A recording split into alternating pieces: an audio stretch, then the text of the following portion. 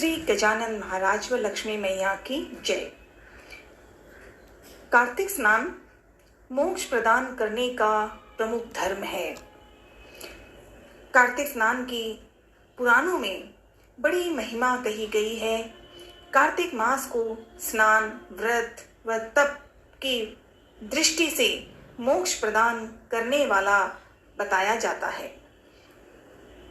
मुख्य तौर पे कार्तिक मास में किया गया स्नान व व्रत भगवान विष्णु की पूजा के समान कहा गया है। कार्तिक मास में शुक्ल पक्ष की एकादशी को तुलसी विवाह और पूर्णिमा को गंगा स्नान किया जाता है। कार्तिक मास में स्नान किस प्रकार किया जाता है, इसके संबंध में शास्त्रों में कहा गया है कि कार्तिक व्रती को सर्वप्रथम गंगा, विष्णु, शिव तथा सूर्य का स्मरण कर नदी, तालाब या पोखरा के जल में प्रवेश करना चाहिए। उसके बाद नाभि पर्यंत जल में खड़े होकर विधि पूर्वक स्नान करना चाहिए। गृहस्थ व्यक्ति को काला तिल तथा आंवले का चूर्ण लगाकर स्नान करना चाहिए, परंतु विधवा तथा सन्यासियों को तुलसी के पौधे की जड़ में लगी मृत्तिका को लगाकर स्नान करना चाहिए। सप्तमी, अमावस्या, नवमी, द्वितीया,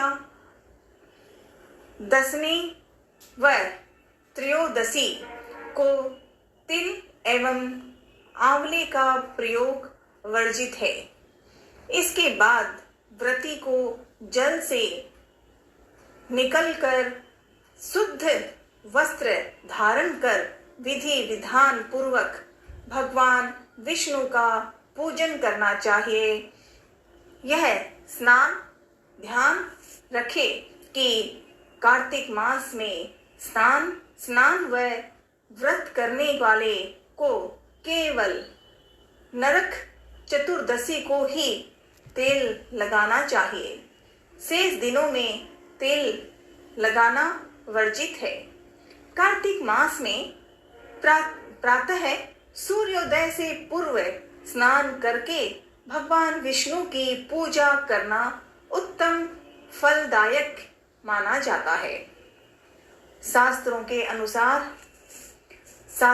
अनुसार जो लोग संकल्प पूर्वक पूरे कार्तिक मास में किसी जलाशय में जाकर सूर्योदय से पहले स्नान करके जलाशय के निकट दीप दान करते हैं, उन्हें विष्णु लोक में स्थान मिलता है।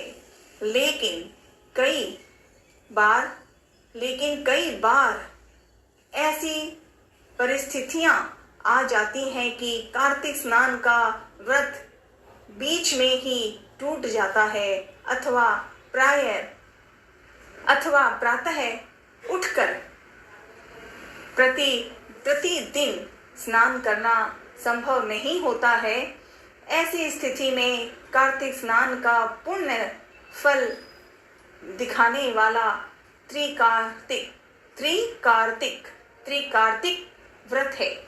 कार्तिक मास को शास्त्रों में पुण्य मास कहा जाता है।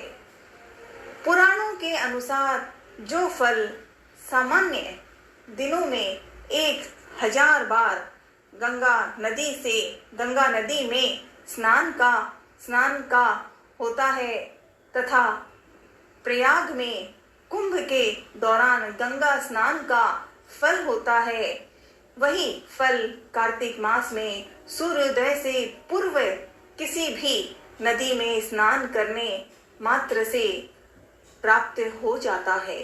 शास्त्रों के अनुसार कार्तिक मास स्नान की शुरुआत शरण पूर्णिमा से होती है और इसका समापन कार्तिक पूर्णिमा को होता है, कार्तिक पूर्णिमा तक को होता है।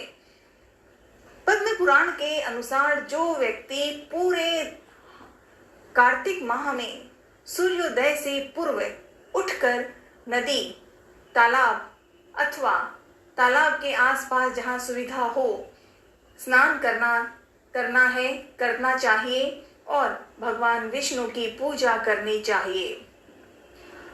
कथा के अनुसार एक बार कार्तिक मास की महिमा जानने के लिए कुमार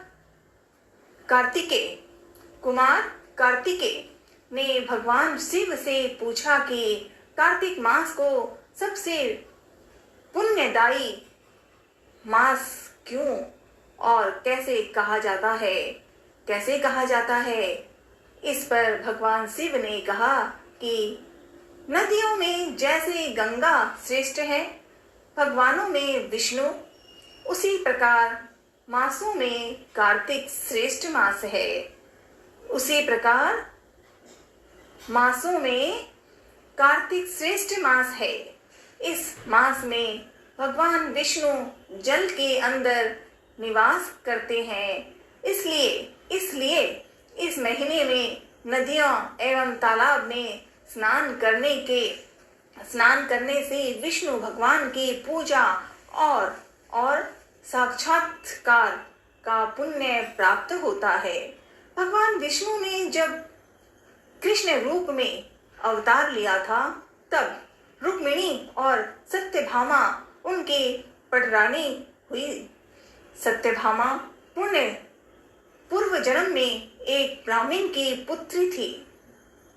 युवावस्था में ही एक दिन इनके पति और पिता को एक राक्षस ने मार दिया।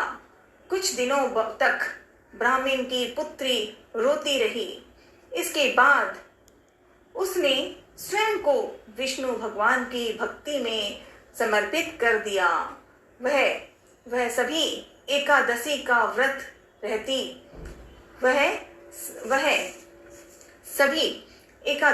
व्रत रखती और कार्तिक मास में नियम पूर्वक सूर्योदय की पूर्व स्नान करके भगवान विष्णु और तुलसी की पूजा करती थी।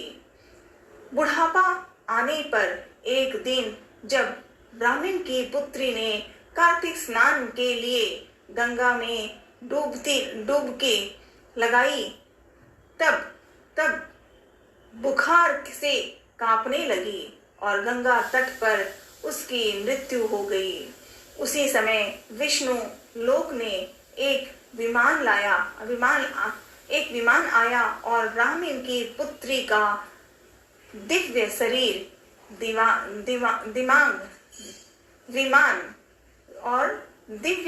विमान में बैठकर विष्णु लोक पहुंच गया।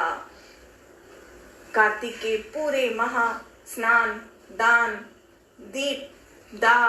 दीपदान, तुलसी का विवाह, तुलसी की पूजा, तुलसी का भजन, कार्तिक मास का महात्म्य आदि सुनना चाहिए, पढ़ना चाहिए, क्योंकि इसी कार्तिक मास में विशेष रूप में ईश्वर का वर्णन है, ईश्वर की कथा है।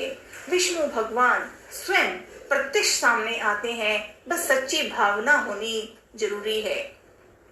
कोई व्रत पूजा ना कर सके तो अगर सूर्य के दिन सुबह सवेरे सूर्योदय के से पहले तैयार हो जाए, ईश्वर को याद करे, नाम करे, तो भी कार्तिक मास की जो फायदे हैं, जो लाभ है, जो ईश्वर की भक्ति का नाम है, वो सही होता है। ऐसा कहने से शुभ फलों की प्राप्ति होती है और पापों का शमन होता है।